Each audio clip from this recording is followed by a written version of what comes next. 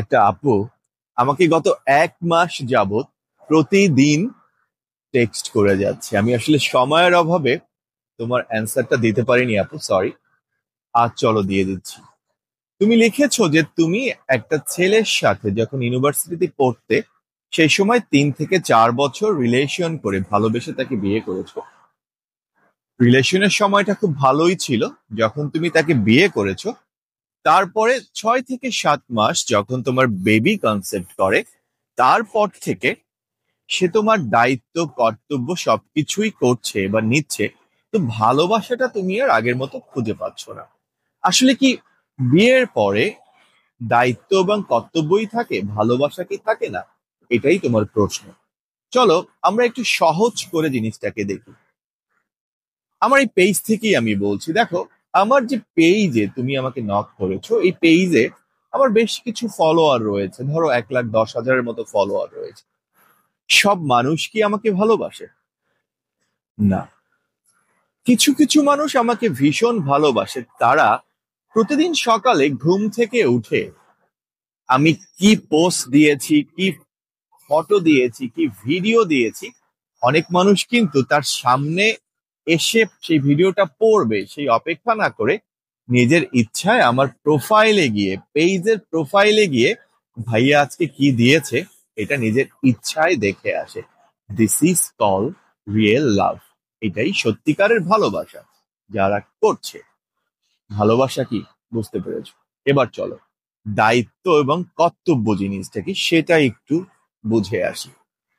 দায়িত্ব অথবা কর্তব্য হচ্ছে, অনেকেই আবার কিছু কিছু ফলোয়ার যারা রয়েছে ফেসবুক থেকে বুঝাচ্ছে, তারা হয়তোবা ঘুম থেকে উঠে ফোনটা হাতে নেয়, তাদের সামনে যদি আমার কোনো ভিডিও যায় ফর ইউতে বা অটোমেটিকলি, তারা কর্তব্য মনে করে ফেসবুক দিয়েছে মনে করে একটু দেখে, ভালো লাগলে দেখে, না ভালো লাগলে স্লাইড করে পরেরটা দেখে। এটা ধরতে পারো কর্তব্য। তারা কিন্তু আমাকে ছেড়ে যায়নি, তারাও আমার ফলোয়ার, বাট এগুলো যাচ্ছে কর্তব্য পালন করছে। এবারে চলো তোমার প্রশ্নে আবার যাই। ভালোবাসার পরে যখন বিয়ে করে মানুষ, তখন প্রতিটা হাজবেন্ড অথবা পার্টনার, বেসিক্যালি বাংলাদেশে, আমেরিকাতে বা বড় বড় দেশে হাজবেন্ড ওয়াইফ ইকুয়াল, দুজন দুজনকে সম পরিমাণই বেসিক্যালি দেখে বা সাপোর্ট করে। বাট বাংলাদেশের পরিপ্রেক্ষিতে যেটা হয় সেটা হচ্ছে হাজবেন্ড বেসিক্যালি ওয়াইফের ভরণ পোষণ ইত্যাদি ইত্যাদি ম্যাক্সিমাম টাইমেই দেখে থাকে, সব ক্ষেত্রে নয়, বেশিরভাগ ক্ষেত্রেই দেখে থাকে। বিয়ের পরে এই বিয়ের বিয়ের পরে ভালোবাসাটা কেন হারিয়ে যায় জানো? যখন তুমি প্রেম করেছো, মনে করে দেখো, এক একদিন সুন্দর সুন্দর ড্রেস পরে, সুন্দর সুন্দর হেয়ার স্টাইল, সুন্দর সুন্দর একটু কিউট ভাবে সেজে, লিপস্টিক দিয়ে, সুন্দর পারফিউম দিয়ে তার সাথে দেখা করতে। এই জিনিসগুলো তোমার ভালোবাসার সাথে, তোমার এই সাজুগুজু, তোমার এই সুন্দর চলাফেরা তাকে আকর্ষণ করত। খোলাখুলি বলছি, পুরুষ মানুষের মনোভাব সবার সমান নয়, বাট বেশিরভাগ ক্ষেত্রেই মানুষ যেটা করে। একটা সময় তুমি যখন বিয়ে করেছো, একসাথে এক ছাদের নিচে তুমি থাকা শুরু করেছো, প্রথমত 6 মাস 7 মাস বা 1 বছর মানুষকে চিনতে চিনতে মিশতে মিশতে চলে যায়।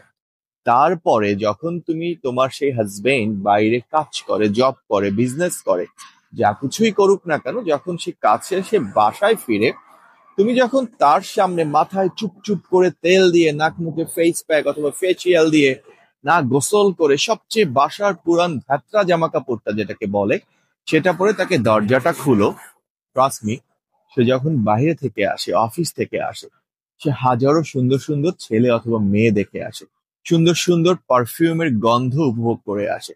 বাসায় এসে যখন তোমাকে দেখে, তুমি এভাবে তার সামনে মিট মিট করছো, একদিন দুদিন 3 দিন নয়, প্রতিদিন, মাঝে মাঝে তো গোসল করা, শাওয়ার নেওয়াটাই ভুলে যাচ্ছ, গা থেকে গন্ধ আসতেছে, তুমি মনে করতেছো না, বাট তোমার হাজবেন্ড পাচ্ছে, বাট ভালোবাসা নেই, বাট কর্তব্য বা দায়িত্ব আছে, তাই বলে এখনো সে তোমাকে কিছু বলছে না।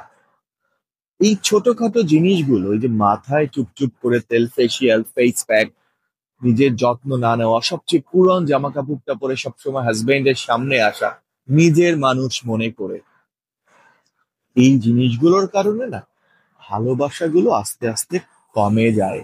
শুধু দায়িত্বটাই রয়ে যায়। ওই বেচারার কোনো দোষ নেই। বেচারা তোমাকে বিয়ে করেছে, তোমার দায়িত্ব পালন করছে, ভরণ পোষণ দিচ্ছে। তুমি তোমার যত্ন না করার কারণে, তুমি তোমার টেক কেয়ার না করার কারণে, তুমি তার কাছ থেকে, তার ভালোবাসার স্পর্শ থেকে আস্তে আস্তে দূরে সরে যাচ্ছ।